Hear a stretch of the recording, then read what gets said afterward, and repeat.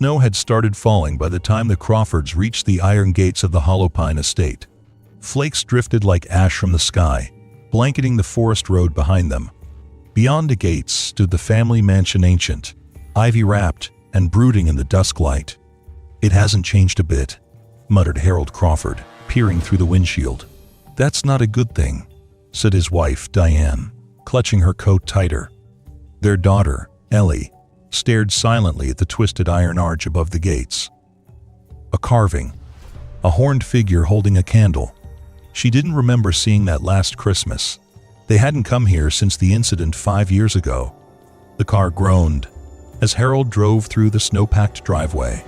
The forest pressed close, the trees whispering in the wind. A crow took flight from a bare branch, cawing once, then vanishing into the gloom. Inside the mansion, the air was cold and dry.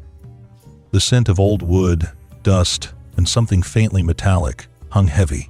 Cobwebs draped from the chandelier like tinsel. They lit the fireplace in the drawing room, and the mansion creaked to life. Shadows flickered against the walls, stretching and crawling like fingers.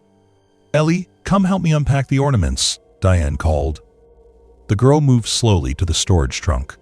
As she opened it, a chill swept the room.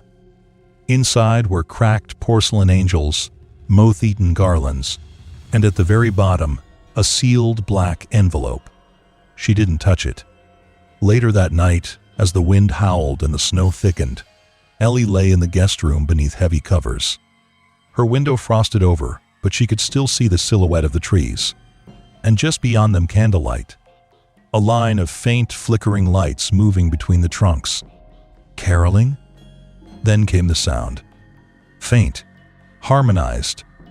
Not voices exactly, but something like them. She shut the curtain and covered her ears. In the morning, Ellie returned to the trunk. The black envelope was still there. She took it out.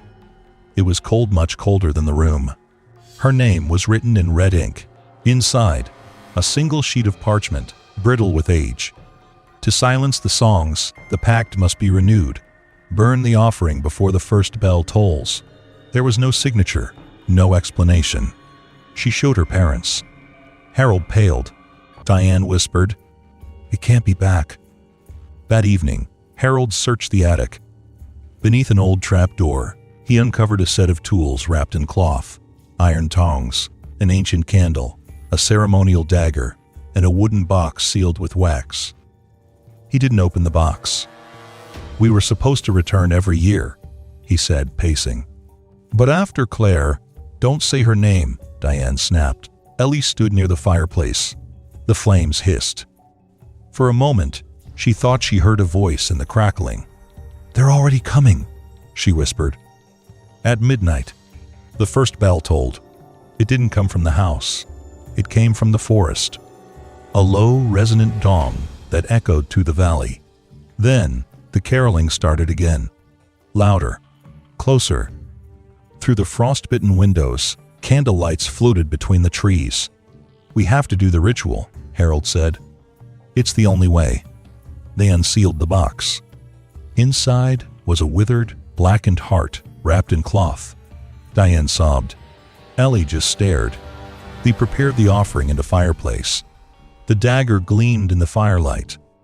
As Harold lit the ritual candle, the house shook.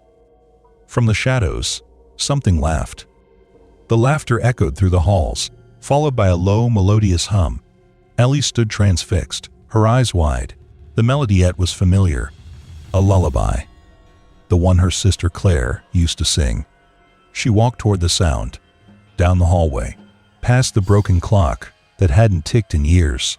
The door at the end opened on its own. Inside, Claire's old room, untouched, toys still on the shelves. A single music box spinning slowly in the center. The lullaby continued. "Ellie," a voice whispered. She turned sharply. No one. Then, in the mirror, she saw her sister, pale, hollow-eyed, smiling. "Come to the woods. You have to finish the song." The mirror shattered. The next day, the snow hadn't stopped. In fact, it seemed to fall upward at times, defying gravity. Harold discovered deep footprints in the snow leading from the back door into the woods. Barefoot. Child-sized. Claire's gone. I mean Ellie. She's gone, Diane screamed. Harold followed the tracks, clutching the dagger. The forest grew darker with every step, as if twilight settled only within. Candlelights hovered between trees, moving like will-o'-the-wisps. Whispers. Finish the song, sing the name, give the gift. He found Ellie standing in a circle of robed figures. She turned slowly. Her eyes were all black. She's not yours anymore, they sang. Harold charged. The figures scattered like smoke. He grabbed Ellie, dragging her from the circle. Her skin was ice. She screamed not in fear, but in anger. Back in the house, Diane had finished preparing the ritual. It has to be someone of blood. No, I'm not losing another daughter. Then it takes all of us. The ritual circle was lit. The candle burned blue. They chanted the old names. The heart burned. The wind howled. The shadows shrieked. And just before dawn, the house went silent. But something was wrong. Ellie was gone. Only her nightgown remained, soaked in ash. Years passed. The house stands silent every Christmas. The Crawfords never returned. But those who pass the woods in December swear they hear singing. A lullaby, harmonized. And through the trees, faint candlelight, waiting, forever waiting.